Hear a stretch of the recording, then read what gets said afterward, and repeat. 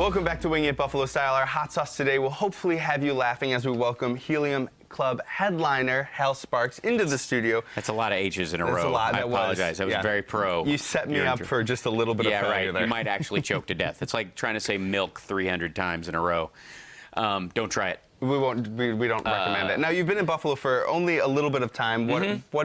What do you like about it so far? Well, I mean, it's covered by a blanket of white stuff, so I really couldn't give you a real read on the city. I mean, I'm only seeing it. I suppose this is its natural state. I've always thought that, you know, when they talk about terraforming planets, you know, like Mars, and they talk about how hazardous it will be, and the first astronauts there will have a terrible time, and whatever. I was watching that yesterday on the Discovery Channel. I was thinking we should just send people from Buffalo because they're used to environmental hell. Yeah, I think we good can. Portion of the year. Yeah, absolutely. Mars would be a step up. You know. All right, now, so I did a little research about you. You've been in countless movies. You know, we've seen you on a lot of things, including your stand-up comedy. But I did find out that you were voted funniest teenager in Chicago. It's true. Tell me a little bit about that one. I started doing stand-up when I was 15. I was touring by the time I was 17, largely because WBEZ Radio, which is the public station there, and the Chicago Sun-Times did a contest of teen stand-ups. And the little-known fact that usually is not hidden away is that I came in second the first year and won my age category. I wasn't old enough to go for the 17 and up category. And then the next year I won. And after that I got an agent and started touring, and that was that.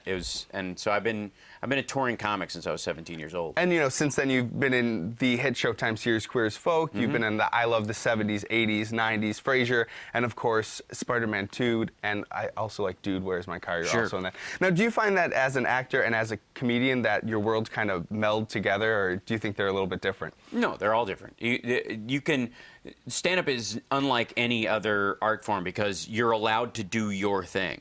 No matter what you do, let's say you find out as an actor that you're great angry or you have a great cry and people love it, you still have to be cast in a role that's right for you, that's actually working in the time period that you look right for that, in the years or whatever that you do that. The director has to have the same idea about the character you want, and it has to be in the script for you to do what you do special.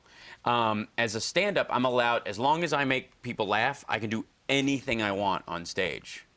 Anything in the whole world. Well, that's, you know, obviously that wouldn't require sort of an NSA background check or some sort of ankle bracelet, or me have to register at different houses when I move. And speaking of what you do on stage for stand-up, what can people that are going to the show kind of expect to see you do?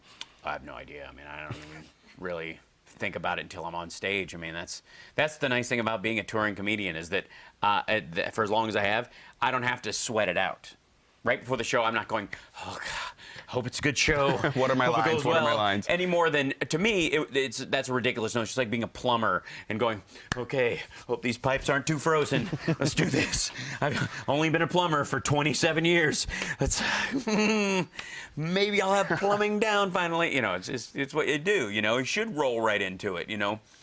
Technically speaking, I should be able to stand on stage for an hour and make people laugh with almost no effort at this rate, just because I've been doing it this long. Well, I think after a time it has to come natural, right? Yeah, well, that's what we try to do, is we try to beat nature into our desires. You know what I mean? Like, whatever doesn't come natural to you, just strangle it long enough. And finally, guitar playing, I can't do it until I can do it. Well, of course, if people want to see you beat nature on stage, when can they see you at the Helium Comedy Club? 7:30 and 10 tonight, absolutely. And then, of course, afterwards, you know, we do a meet and greet where we do it in person. In-person beating of nature. Right, absolutely. Just choking nature into its natural state. I don't know how we went this way. I don't either. I think it's you and the Christmas tree. It's time to take right. it down. I mean, it's New Year's already. I mean, we're going to leave it up as long as we possibly can. Right, just leave it till next year and it's all Charlie Browned over. Well, it's fake, so it's good to stay. Oh. All right, well, thank you so much, Hal, for coming. And it's plastic. And, of course, if you want to see him, you can see him tonight and tomorrow night at Helium Comedy Club.